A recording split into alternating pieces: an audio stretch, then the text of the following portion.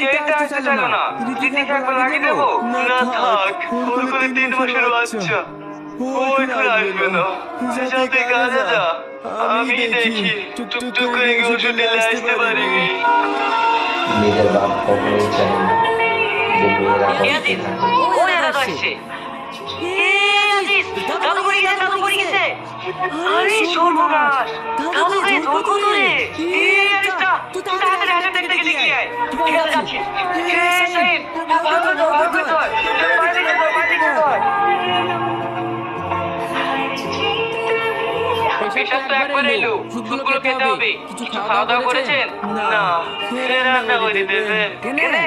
একটা সেন্টিমিটি ভাই, ফোন করো নাই নাকি? ফোন করি শুনো ভাই, সবার বাড়িতে কাজ কেউ আসতে পারিনি। ভয় হয়, দরকার সময় রাখো।